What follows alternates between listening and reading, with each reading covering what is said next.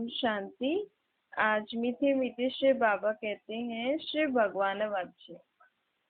यह हुआ रूहानी बाप, क्योंकि शिव तो सुप्रीम रूह है ना, आत्मा है ना।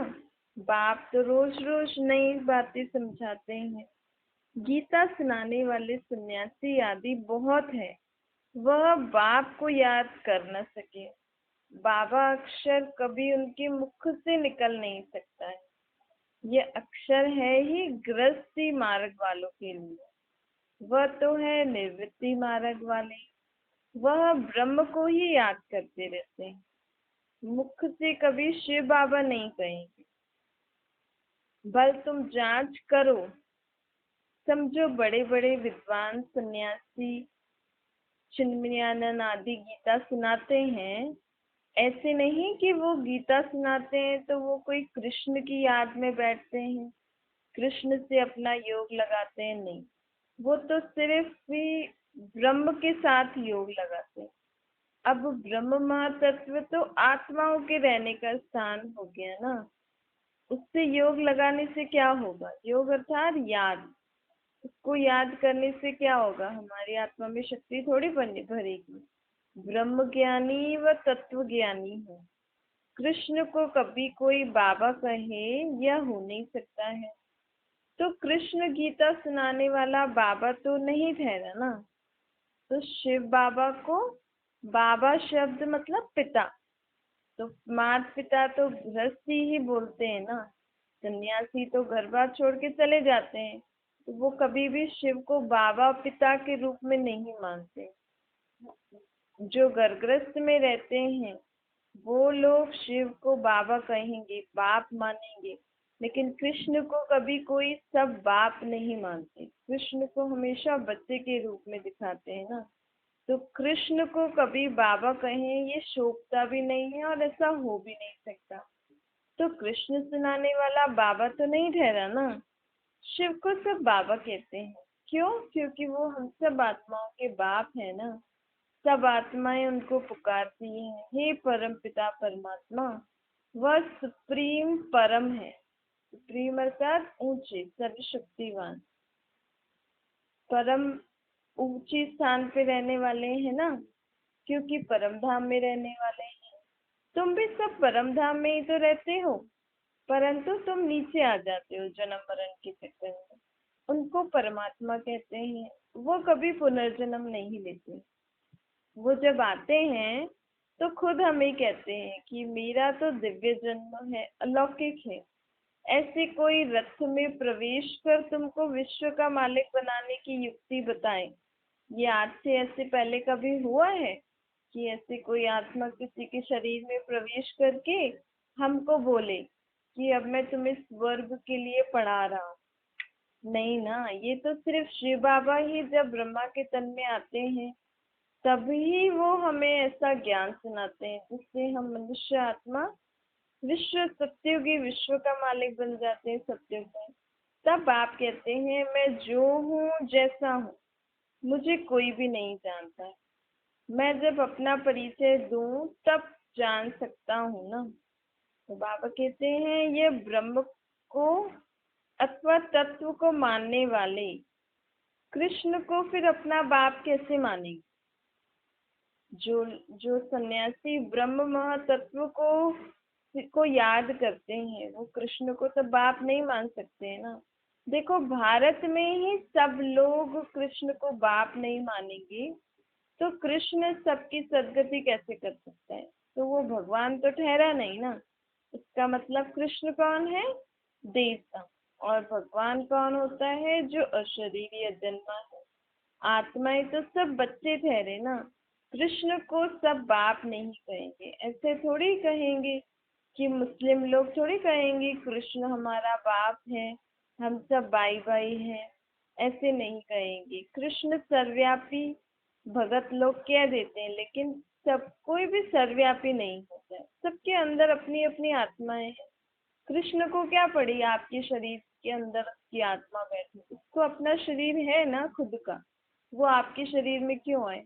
भगवान को जब भी सारा पूरा कल्प इस सृष्टि पे आना ही नहीं है तो भगवान आपके शरीर में क्या करेंगे आके? हमारा तो शरीर ही विकारों से पैदा हुआ है। हम तो खुद ही ऐसे गंदी दुनिया में रहते हैं, क्या क्या काम करते हैं। तो हमारे शरीर में भगवान क्यों होगा? भगवान तो इतना शुद्ध पवित्र, सबकी मदद करने वाला, और हम ऐसे विकारी लोग, हमारे शरीर के अंदर भगवान क्यों रहेगा? कच्छ अवतार कुत्ते आदि में भगवान को क्या पड़ी कि कुत्ते के शरीर में आके बैठेगा या कचरे में आकर बैठेगा? भगवान को अपना घर है ना, परम धाम, वो उधर ही रहते हैं। जब उनको इधर सृष्टि पे जब काम होता है, तब वो एक ही शरीर का लोन लेते हैं। ऐसे नहीं काम है तो किसी के शरीर में भी आ जाएंगे, नहीं। उनका शरीर भी मुकर्रर है, हर कल्प में एक बार आते हैं, लेकिन उसी आत्मा के शरीर में आते हैं जो 5,000 साल तक इस सृष्टि पर रहती है, जिसको पूरा अनुभव है सृष्टि का, क्या इस सृष्टि का चक्कर का। लेकिन उस आत्मा को स्मृति नहीं रहती है कि मैं ये पूरा चक्कर काट के आई हूँ। लेकिन है तो पुरानी आत्मा, भगवान तो जानते हैं ना। तो बाबा कहते हैं, मैं तो सिर्फ एक ही बार एक ही शरीर में आता हूँ, और सबको अपना अपना शरीर है, कोई भी सर्वव्यापी नहीं है। मनुष्य बहुत भूले हुए हैं। अब ऐसे भूले भटकों को राह दिखाने के लिए मैं आया हूँ। कितना समय लगता है ना एक एक बच्चे को ज्ञान सुनाकर, जब तक वो समझे, अपनी उनकी बुद्धि का ताला खुले, समय तो लगता है ना। लेकिन बाबा कहते हैं, मैं तो आया ही हूँ तुम्हें ज्ञान सुनाने, अंत तक तुम्हें ज्ञान सुनाता रहूँ। फिर जब तुम संपूर्ण बन जाओगे, जितना भी बनोगे उस अनुसार तुम्हें सत्युग में पद मिलेगा। कृष्ण को तो कोई भी जान लेंगे, लेकिन मुझे कोई भी नहीं जान सकते। सब विलायत वाले भी कृष्ण को जानते हैं, लॉर्ड कृष्णा कहते भी है ना। चित्र भी है, असली चित्र तो नहीं है।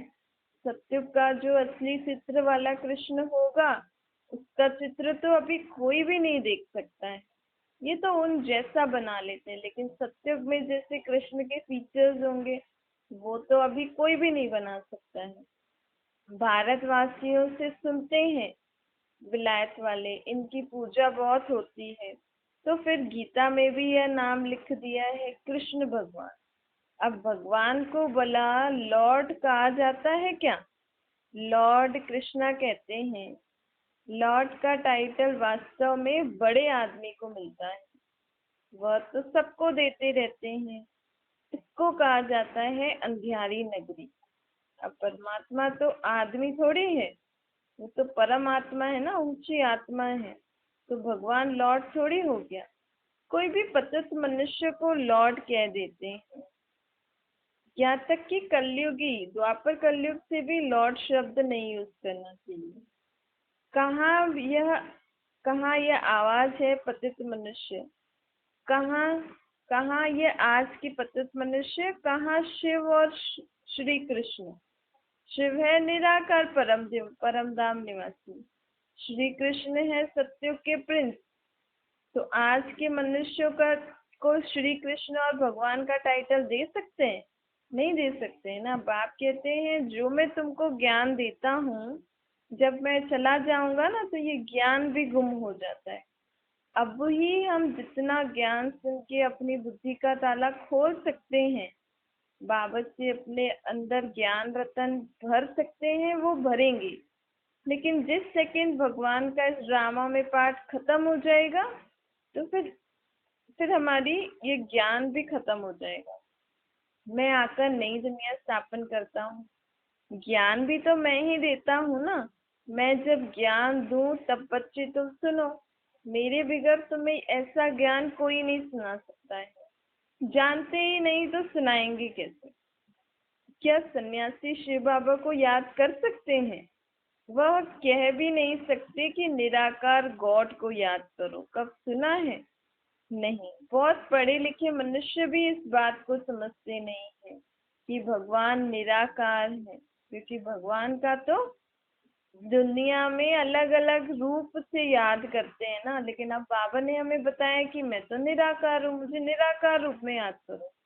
तो बड़े बड़े आदमी भी ये समझ नहीं सकते। अब बाप समझाते हैं कृष्ण को भगवान नहीं कहेंगे, मनुष्य तो उनको ही भगवान कहते रहते हैं।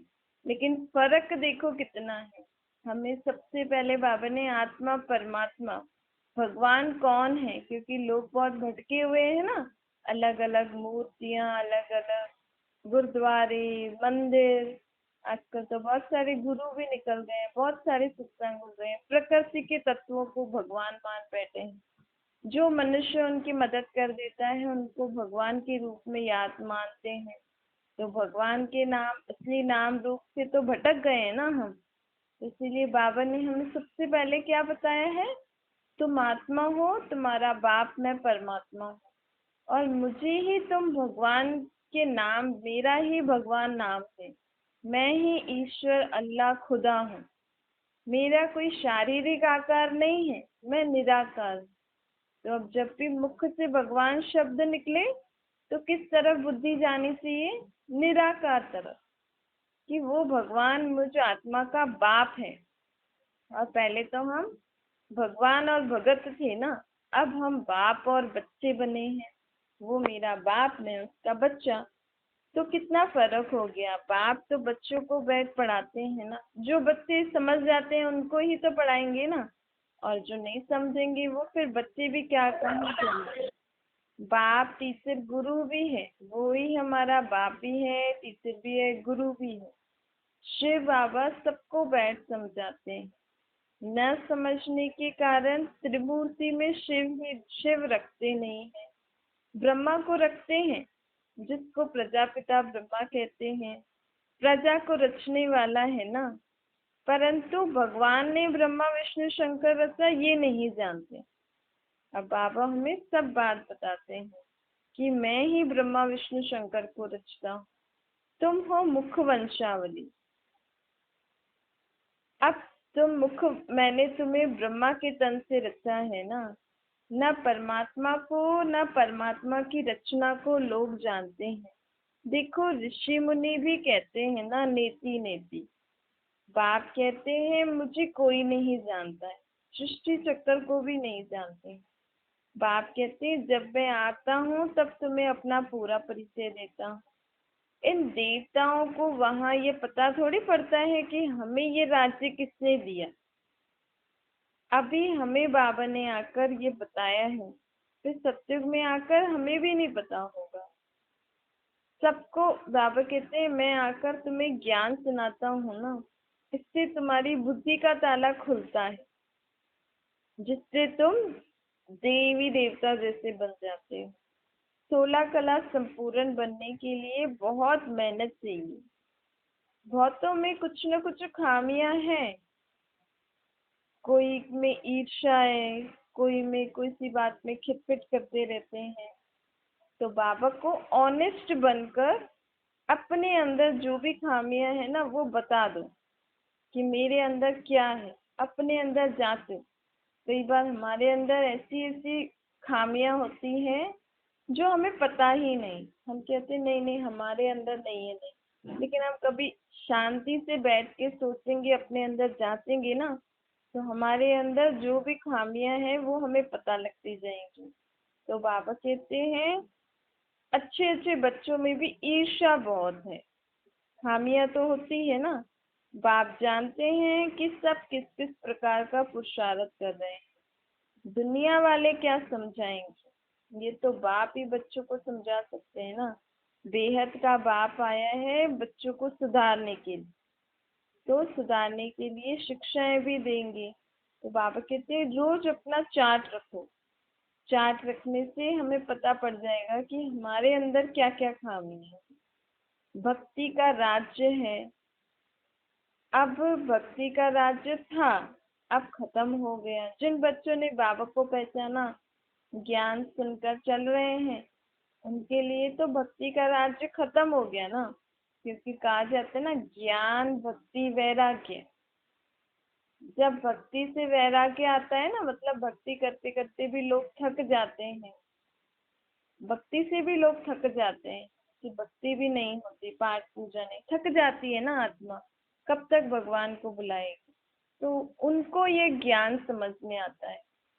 जब हमारा भक्ति का पाठ पूरा होता है, उससे वैराग्य आता है, तब हमें ये ज्ञान मिलता है, क्योंकि ये ज्ञान देने वाला बाप ही है, निराकार परमात्मा बाप।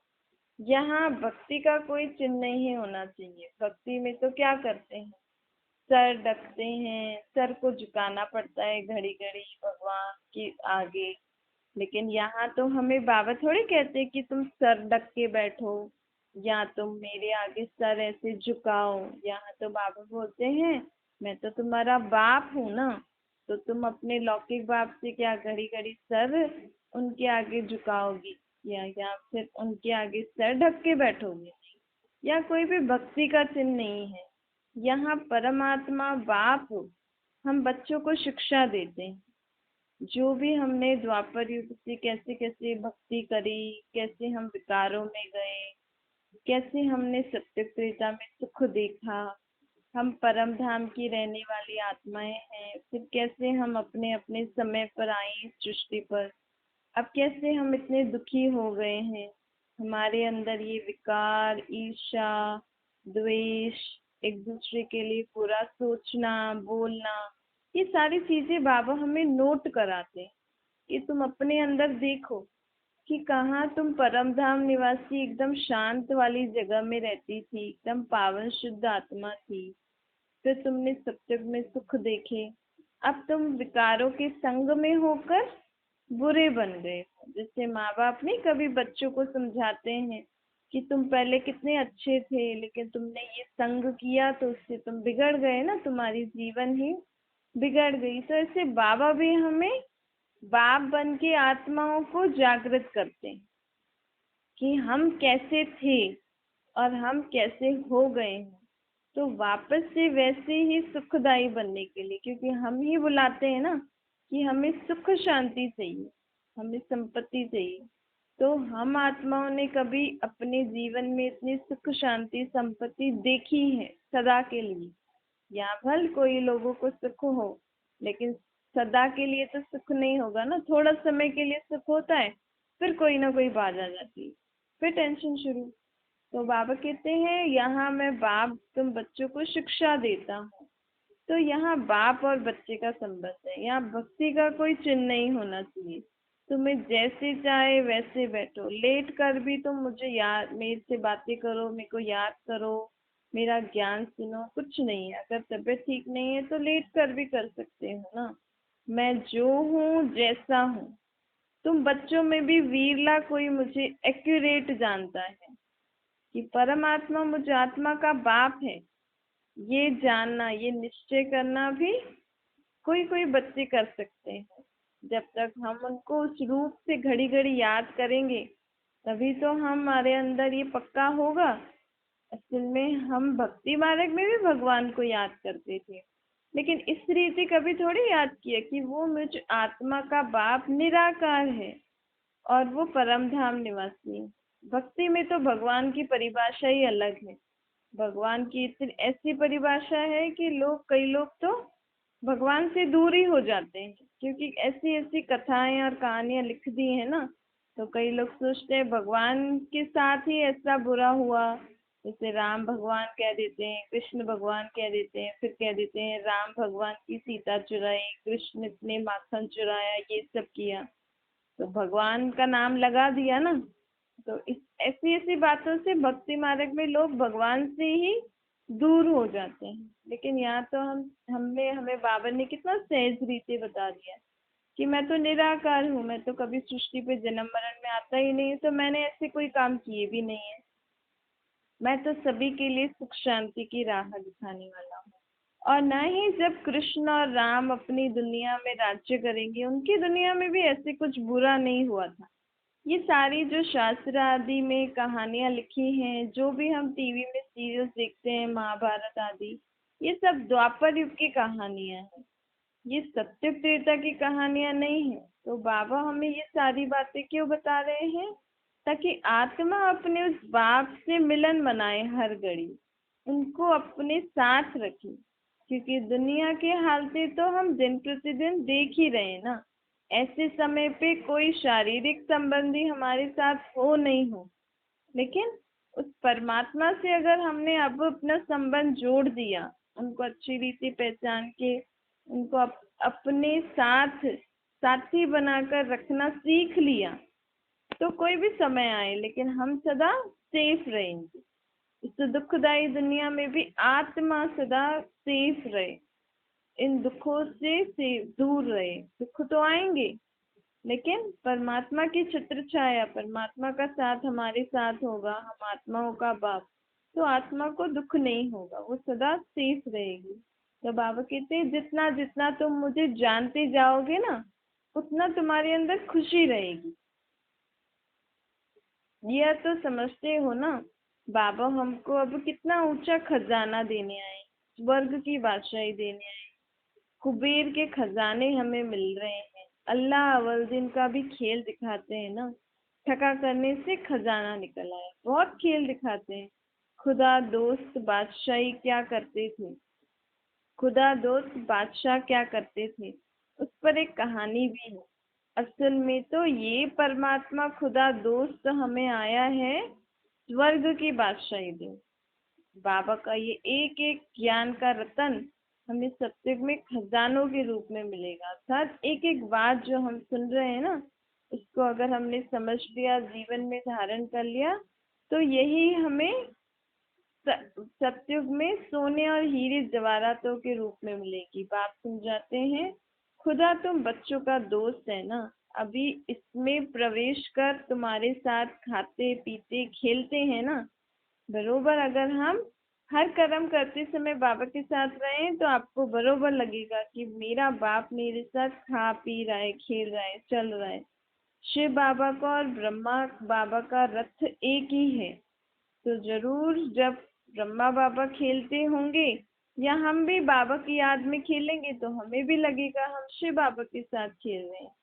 बाप की याद में रहकर खेलो तो ऐसे लगेगा हम बाप के साथ खेल रहे हैं। ऐसा समझना चाहिए, अभ्यास डालना चाहिए, खड़ी खड़ी अपने को याद दिलाना चाहिए। बाबा कहते हैं कि तुम्हारे पास शरीर है, मेरे पास शरीर नहीं है। मैं एक ही समय आकर शरीर का लोन लेता हूँ, लेकिन ऐसे नहीं कि उस शरीर का लोन लेता हूँ तो मैं खाता पीता हूँ या मुझे ठंडी गर्मी की एहसास होती है, नहीं। मैं भूख से, ठंडी गर्मी से, मान अपमान से, इन सब चीजों से न्यारा हूँ। ये सब तुम आत्मा ही फील करती हो, मैं इन सब से न्यारा हूँ। मैं तो आता हूँ इनके शरीर में, ज्ञान सुना के चला जाता हूँ, परंतु इस समय मेरा इस सृष्टि पर पाठ है कि जब भी कोई आत्मा मुझे सच्चे मन से याद करेगी तो उनके लिए उस समय में मदद के लिए हाजिर हूँ। जो कहा जाता है ना, भगवान हाजिर नाजिर है, भगवान सर्वव्यापी है। भगवान हाजिर नाजिर सर्वव्यापी किस प्रकार है, जिस समय उनको जो अच्छी मन से याद करे उस समय वो उस आत्मा की मदद करने के लिए आ जाते हैं, वो भी इसी समय, इसी संगम युग में। बाकी किसी युग में हमारे भगवान ऐसे नीचे आके मदद नहीं करते हैं। तो इस समय भी मैं कोई सदा हर जगह नहीं रहता हूँ। जब तो मुझे सच्चे मन से याद करते हो तो उस समय मैं तुम्हारी मदद करने आ जाता हूँ। तो ऐसे बाप के हम बच्चे बने हैं, ऐसे बाप की हमें पहचान मिली है, तो हमें भी सदा उनके साथ रहना चाहिए और जितना हो सके औरों को भी हमें बताना चाहिए कि भगवान को निराकार रूप में याद करो ना, अपने आप को आत्मा समझ के, तो तुम आत्माओं के सर्व दुख दूर हो जाएंगे। अच्छा, ओम मीठे मीठे से खिलाते बच्चों प्रति माता पिता बाप दादा का याद प्यार और गुड मॉर्निंग। रूहानी बाप की हम सभी रूहानी बच्चों को नमस्ते। हमारी भी रूहानी माता पिता बाप दादा को याद प्यार गुड मॉर्निंग का नमस्ते। वरदान है, सदा सर्व प्राप्तियों से भरपूर रहने वाले, हर्षित मुख हर्षित चित्त बन। जब भी कोई देवी व देवता की मूर्ति बनाते हैं तो उसमें चेहरा सदा हर्षित दिखाते हैं ना, तो आपका इस समय हर्षित मुख रहने का यादगार चित्रों में भी दिखाते हैं। हर्षित मुक्त अर्थात सदा सर्व प्राप्तियों से भरपूर। जब आत्मा सर्व प्राप्तियों से भरपूर होगी तो सदा क्या होगी? हर्षित मुक्त होगी। जो भरपूर होता है ना वही हर्षित रह सकता है। अगर आत्मा में कोई भी अप्राप्ति होती है तो हर्षित नहीं रह सकती। कोई कितना भी हर्षित रहने की कोशिश करे, बाहर से हंसेंगे लेकिन दिल से नहीं हंसेंगे। आप तो दिल से मुस्कुराते हो ना, क्यों? क्योंकि हमें सर्व प्राप्तियों का भंडार बाप मिला है, तो उनको याद करते करते हम आत्माएं भी सर्व प्राप्तियों से भरपूर सदा कैसे रहती हैं? हर्षित मुक्त रहती हैं। तो अब आज और कल घड़ी घड़ी अपने को याद दिलाना, मैं कौन हूँ? सदा सर्व प्राप्तियों से भरपूर रहने वाली हर्षित मुक्त हर्षित चित्त आत्मा हूँ। ऐसे घड़ी घड़ी अपने को याद दिलाना तो वो स्वरूप हमारे अंदर आ जाता है। हमारे अंदर वो सर्व प्राप्तियां भरती रहती हैं जब आत्मा अपने को ऐसे याद दिलाती रहती है। तो स्लोगन है, पास विद ऑनर बनना है तो हर खजाने का जमा खाता भरपूर हो। बाबा ने हमें कितने सारे खजाने दिए, ज्ञान का, शक्तियों का, गुणों का, खुशियों का, इतने सारे खजाने दिए। समय का खजाना, संकल्पों का खजाना, इन सब खजानों से हम आत्माओं को भरपूर बनना है। अर्थात हर समय किसके साथ कर्म करना है? बाप के साथ। जो भी संकल्प करो वो संकल्प कैसा होना चाहिए? जैसा बाप ने हमें सिखाया है। सारे गुण हमारे में बाबा ने जो दिए हैं वही गुण हमारे में होने चाहिए। तो ऐसे ऐसे अपने को हर खजाने में भरपूर करते जाओ तो हम सब आत्माएं क्या हो जाएंगी? पास विद ऑनर। अच्छा, ओम शांति।